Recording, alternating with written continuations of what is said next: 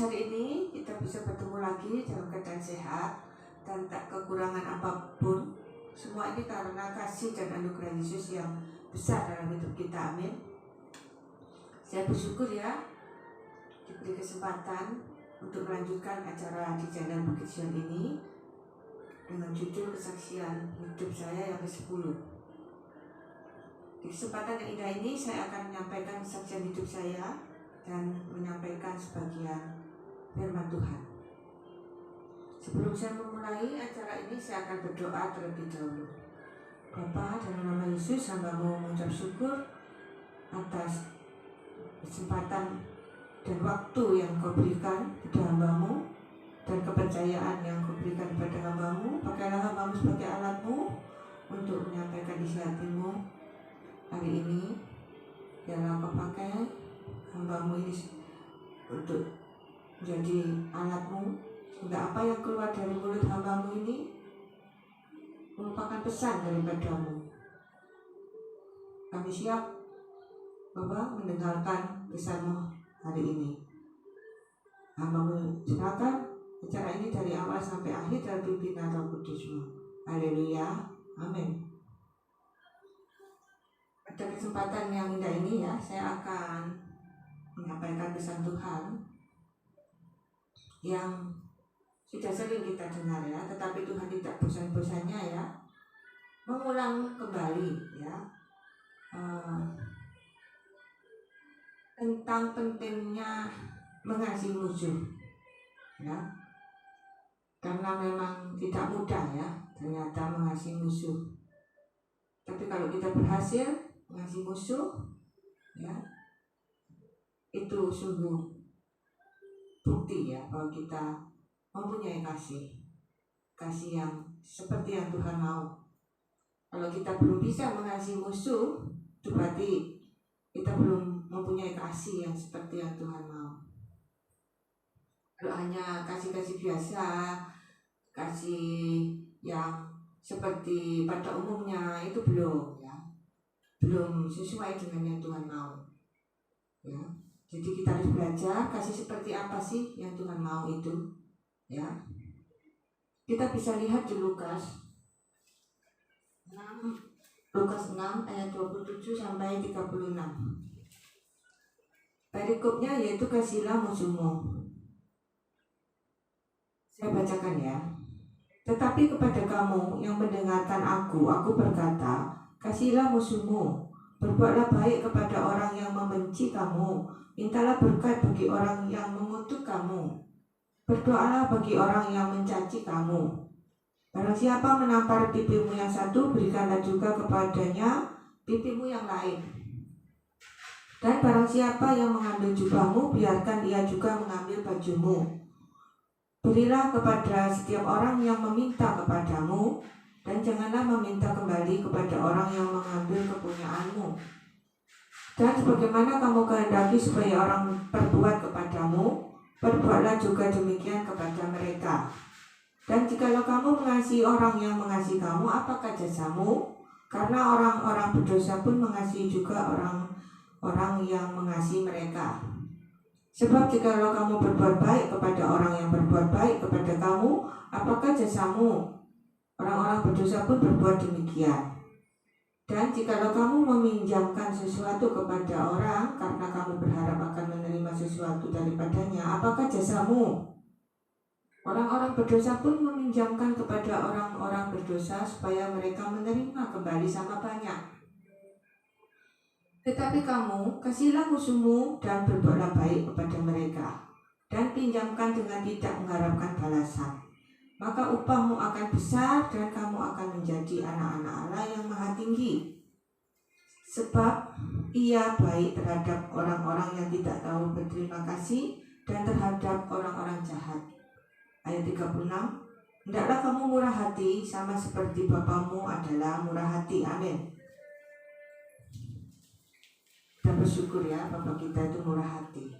Oleh sebab itu kita harus meneladaninya. Kita harus murah hati. Kalau kita murah hati, kita pasti bisa mengasihi musuh kita.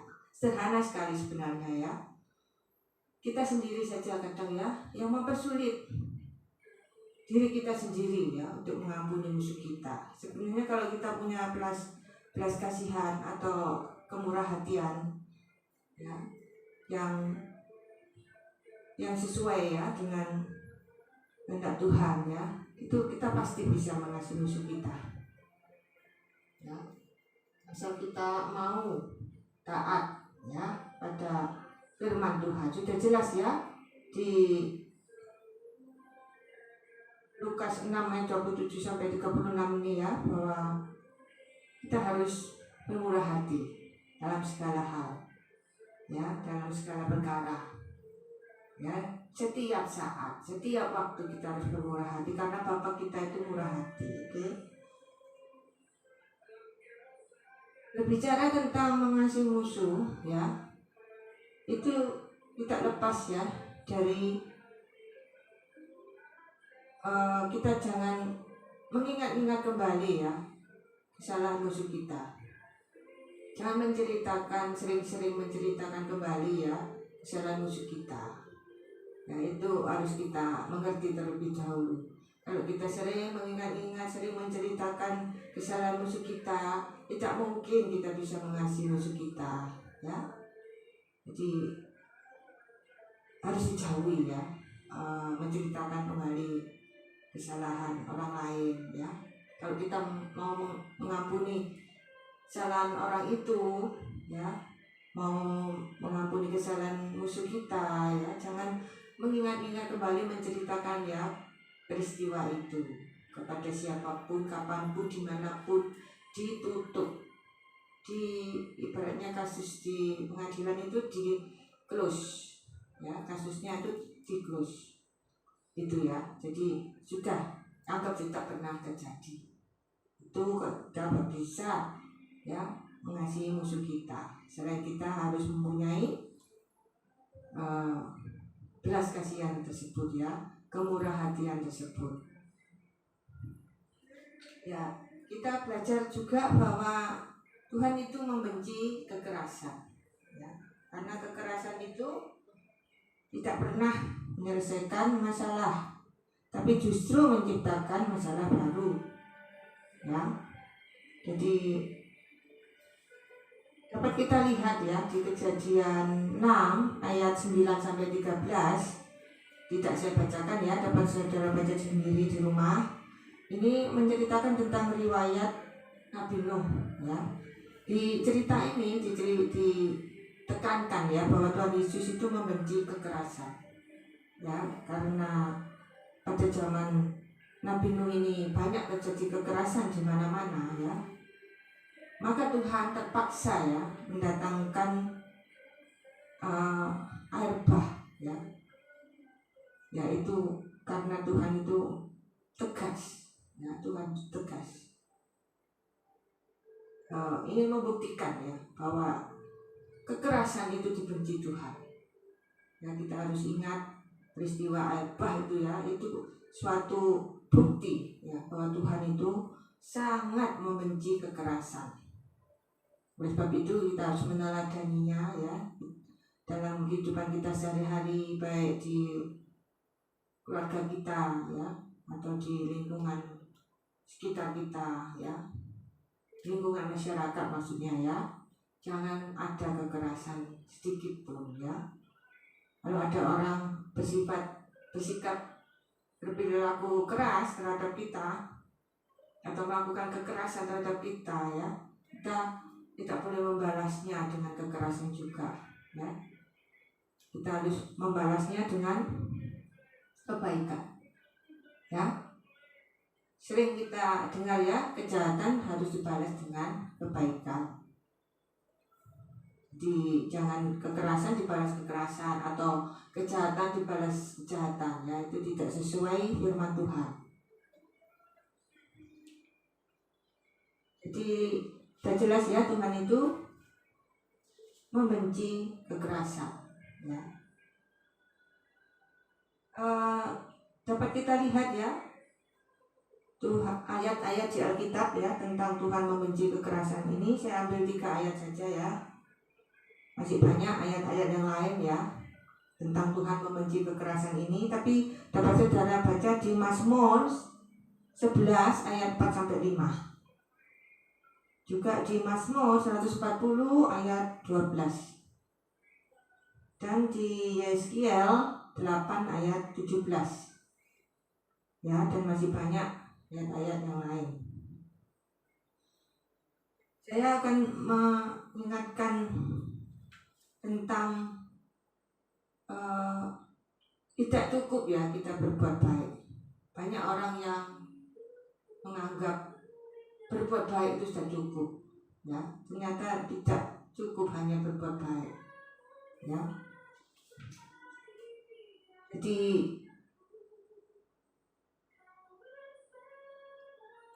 tentu saja ya perbuatan baik itu juga harus ya kita praktekkan, tapi tidak cukup cuma hanya berbuat baik ya. Jadi kita harus mendalami ya apa saja ya selain berbuat baik itu yang menyenangkan hati Tuhan.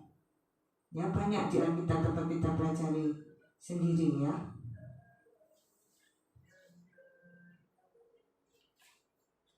Terutama ya bisa kita lihat di 1 Korintus ayat 13 pasal 13 ayat 4-8.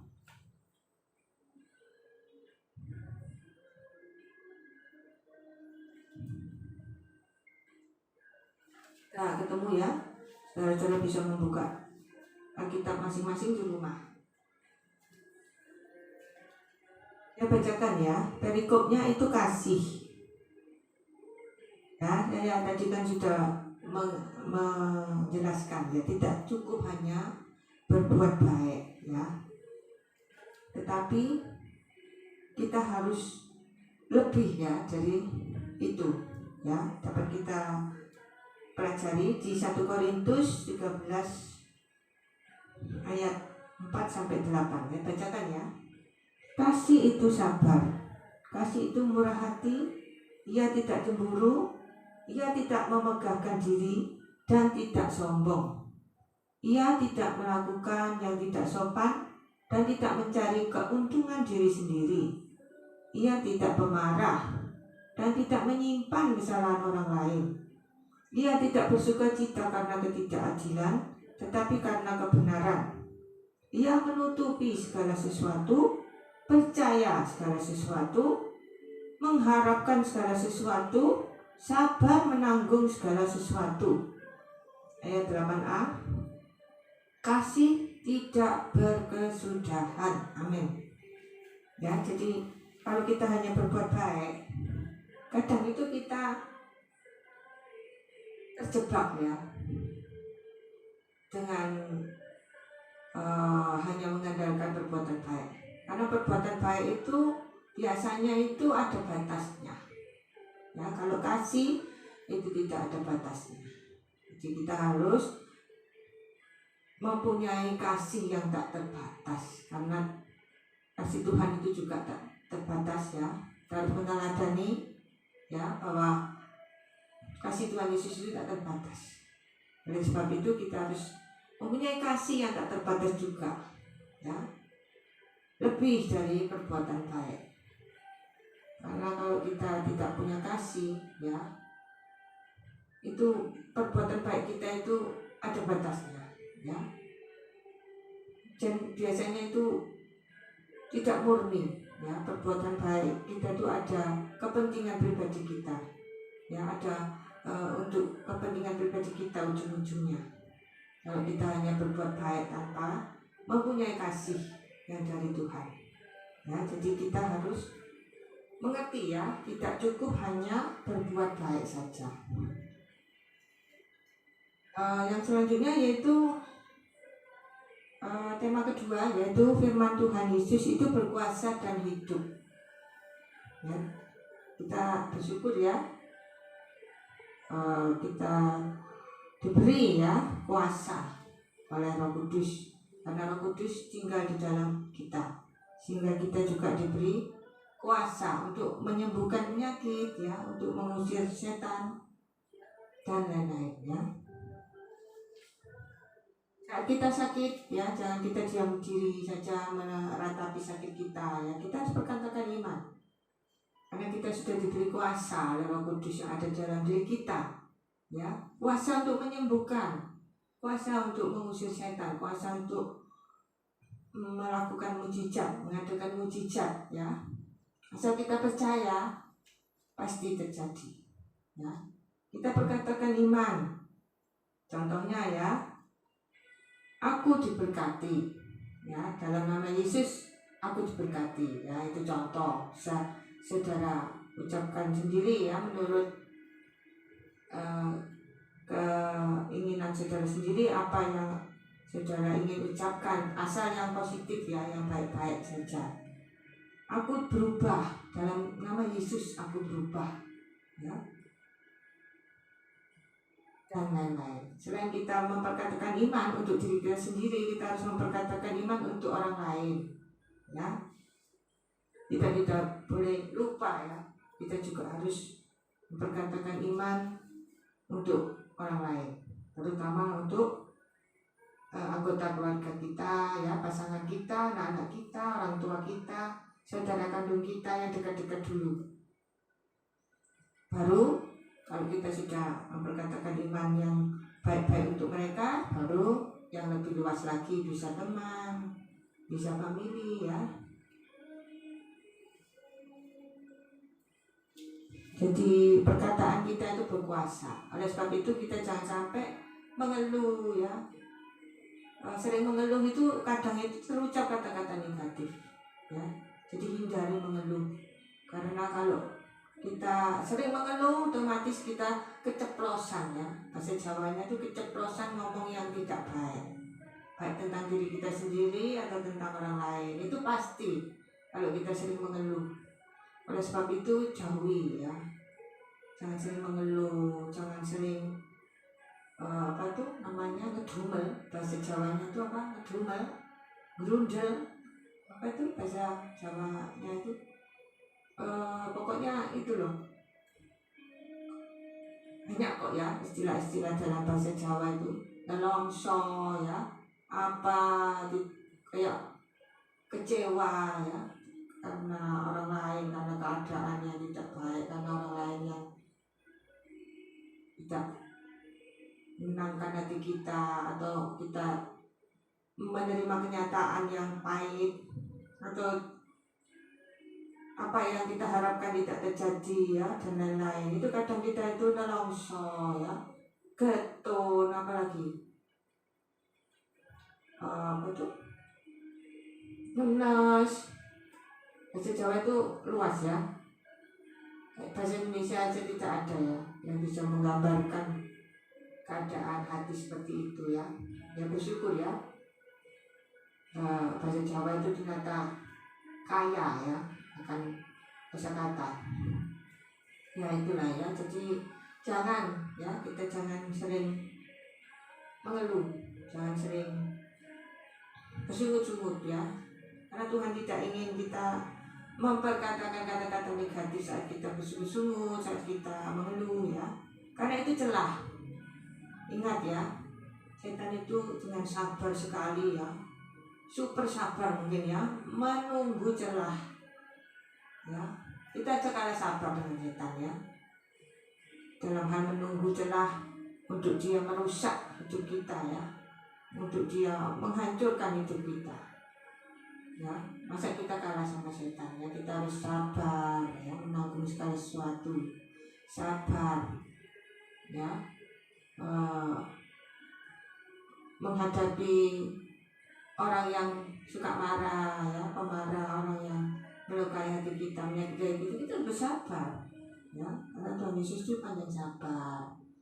Sudah jelas ya di Alkitab, karena Bapamu murah hati ya, itu berarti sabar. Orang yang murah hati pasti sabar ya.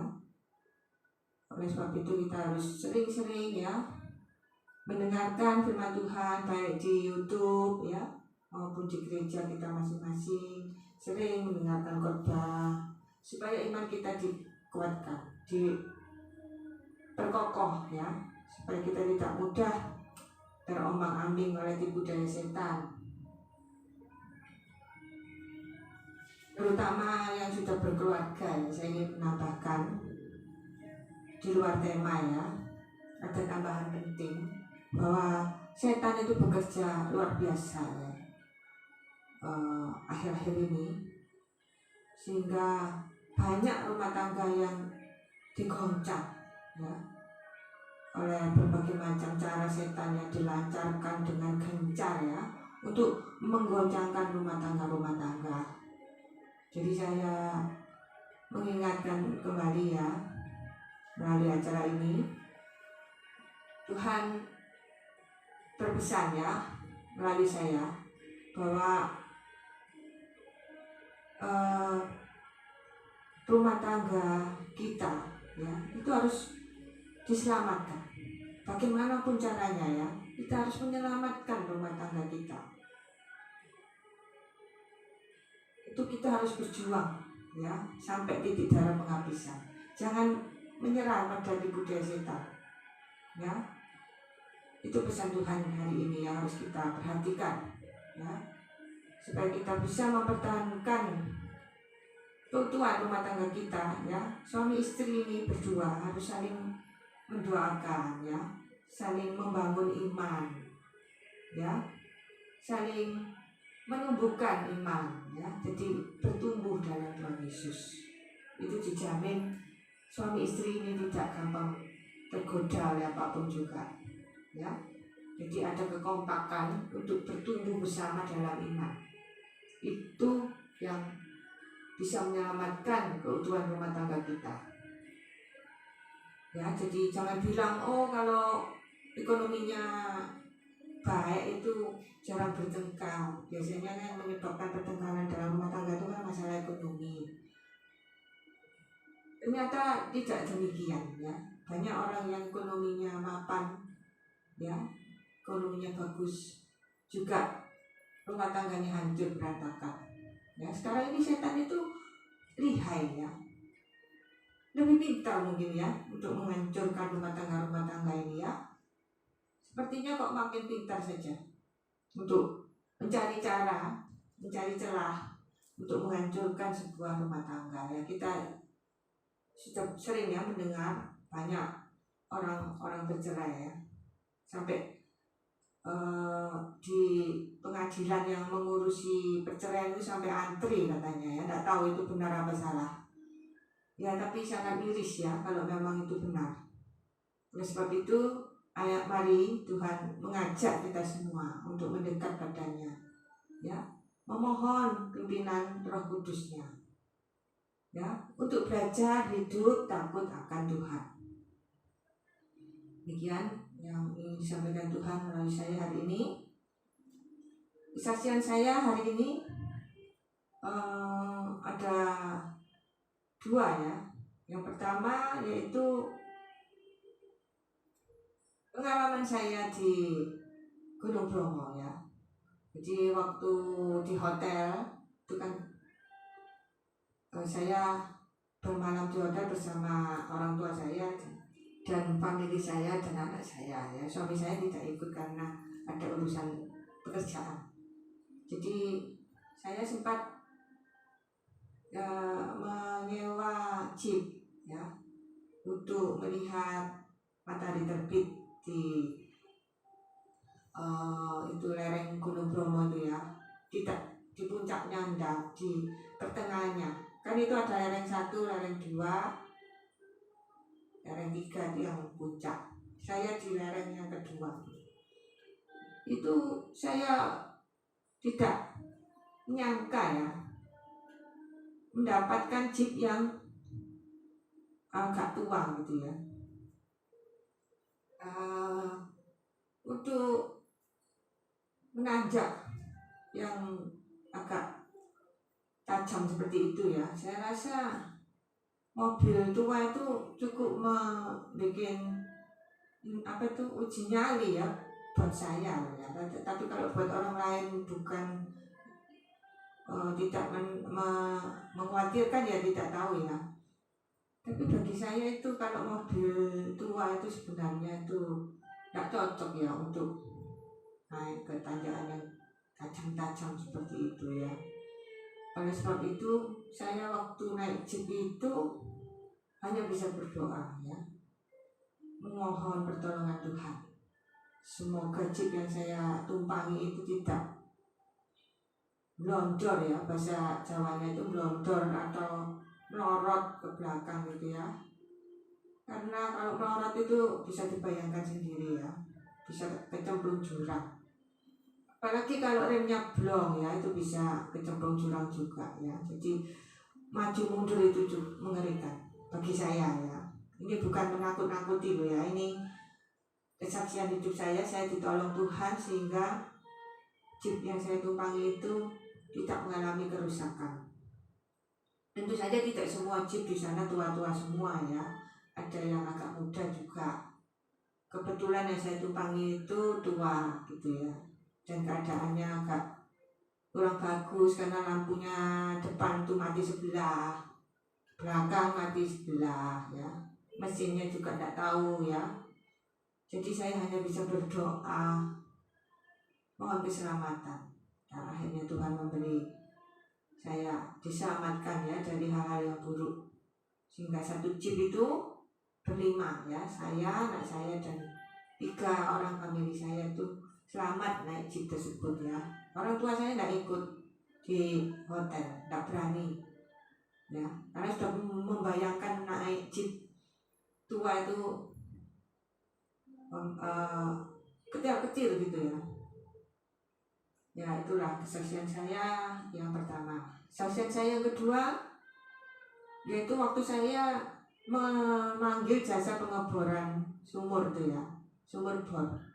Karena sumur bor saya yang lama itu sumbernya itu kecil, jadi kalau musim kemarau itu cepat habis. Jadi saya terpaksa ya mengebor lagi di halaman depan toko saya sebelah pojok kiri ya.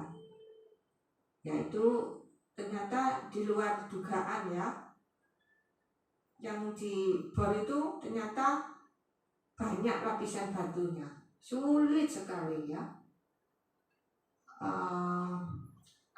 Alat ngebornya juga sudah modern sebenarnya ya, tapi karena lapisan batunya itu keras dan tebal-tebal ya, jadi proses pengeborannya untuk 50 meter itu ya, itu berjalan lama, hampir 1 bulan. Saya lihat itu buat apa itu, waktu dikeluarkan itu yang menyumbat itu kan batu-batu yang keras itu kan dibor itu kan diangkat itu jadi seperti pensil raksasa gitu ya. Itu ada yang panjang, ada yang pendek ya, ada yang serpian-serpian gitu, tapi ada yang panjang sampai hampir 1 meter ya. Jadi ya itulah, tapi ya tidak apa-apa asal keluar airnya gitu loh ya. Ternyata sudah 1 bulan itu udah 50 meter ya, sudah perjanjiannya kan 50 meter berhenti, sudah berhenti. Ternyata airnya itu keluarnya sedikit dan keruh, masih keruh gitu ya. Padahal sudah dikuras berulang kali itu ya, tetap warnanya sedikit dan agak kecoklatan gitu ya, tidak bisa bening, tidak bisa banter ya, lancar ya, tidak bisa lancar keluarnya. Tapi saya tidak putus asa ya, meskipun sudah keluar uang banyak ya, meskipun perjanjiannya itu kalau keluarnya tidak bersih, tidak banyak, tidak bening, itu tidak dibayar dulu, perjanjiannya seperti itu. Tapi kenyataannya dia tetap bayar ya, tapi karena masih menunggu sampai betul-betul memuaskan, jadi masih bayar separuh ya.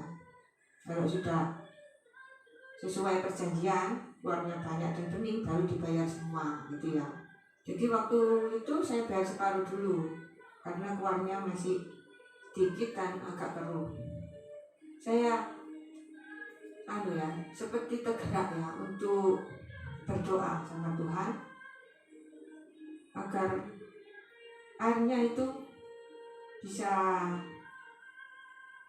banyak dan bening dan jernih, karena sudah hampir 1 minggu ya dikuras, tidak banyak keluarnya tuh dikit-dikit, 10 menit mati ya, agak lama lagi ya, berapa hari kemudian tuh 1 jam ya tidak keluar lagi airnya, terus meningkat lagi ya berapa jam gitu, terus airnya habis.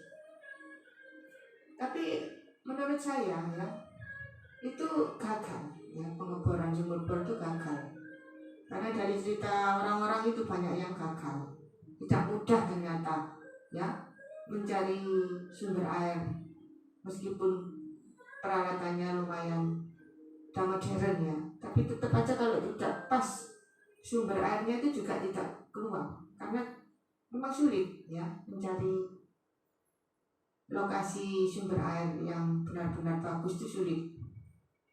Ya saya berdoa meskipun menurut pemikiran manusia ya itu gagal ya, tapi harus tetap bayar mahal ya.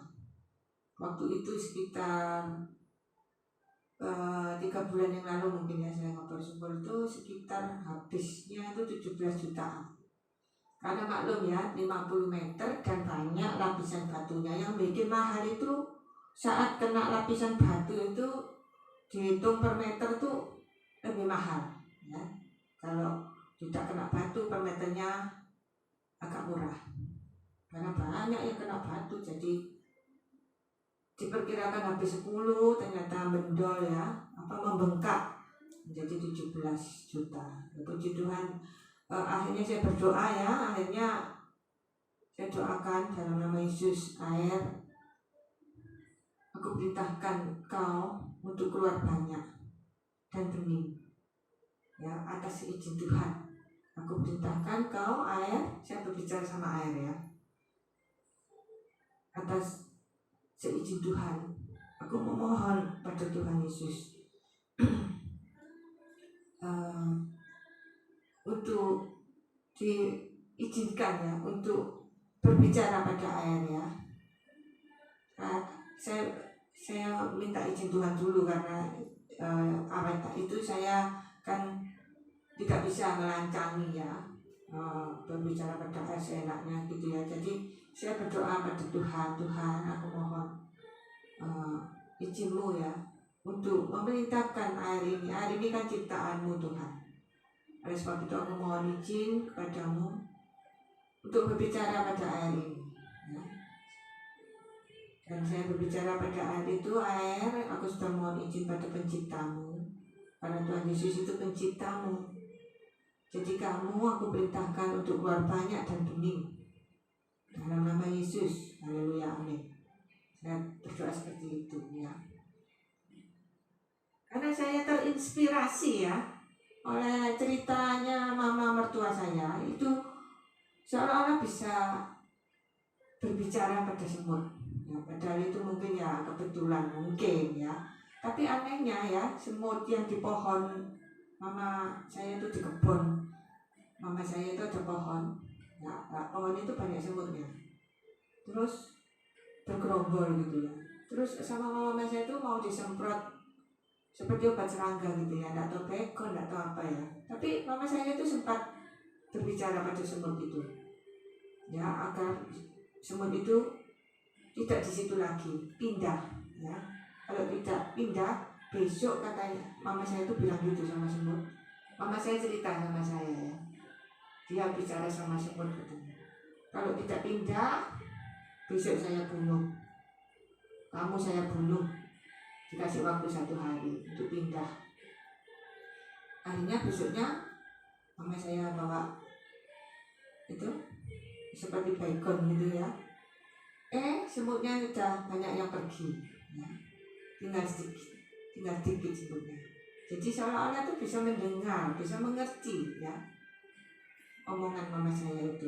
Nah, saya terinspirasi dari situ, makanya saya belajar memperkatakan iman ya. Jadi memang benar ya dalam doa kita ya, apa yang kita doakan, apa yang kita berkatakan dengan iman ya, kalau kita sungguh-sungguh ya, itu pasti terjadi. Itu sudah saya buktikan dengan mendoakan air yang hasil sumur bor tersebut ya, yang dinyatakan gagal. Tidak ada yang mustahil bagi Tuhan ya. Dalam nama Yesus ya, Tuhan mengubah air yang keruh dan keluarnya cuma sedikit-sedikit itu ya, menjadi bisa keluar lancar sampai hari ini ya. Dan airnya jernih, bisa untuk digodok untuk diminum ya, memenuhi syarat untuk diminum, karena saya taruh di gelas itu sudah bening seperti air merek Aqua itu ya. Jadi ya puji Tuhan, itulah kesaksian hidup saya. Sebelum saya mengakhiri acara ini, saya akan menaikkan doa Bapa Kami terlebih dahulu ya. Kita bisa menaikkan doa Bapa Kami ini bersama-sama ya, dari hati dengan sungguh-sungguh ya.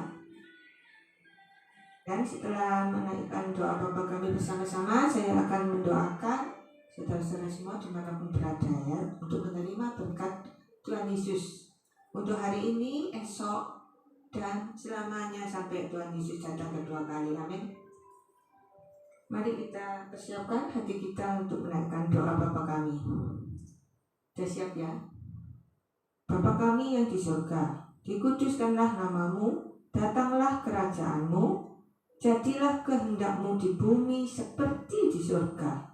Berilah kami pada hari ini makanan kami secukupnya, dan ampunilah kami akan kesalahan kami, seperti kami pun mengampuni orang yang bersalah kepada kami. Dan janganlah membawa kami ke dalam pencobaan, tetapi lepaskanlah kami daripada yang jahat. Karena Engkaulah yang mempunyai kerajaan dan kuasa dan kemuliaan sampai selama-lamanya. Amin. Terimalah berkat Tuhan Yesus dengan iman. Tuhan memberkati engkau dan melindungi engkau.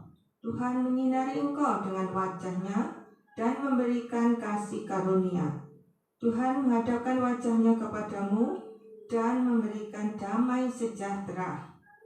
Berkat anugerah dari Bapa Surgawi, cinta kasih karunia dari Tuhan Yesus Kristus, dalam persekutuan dan penghiburan Roh Kudus, menyertai saudara-saudara semua dimanapun berada, sekarang ini dan sampai selama-lamanya. Amin.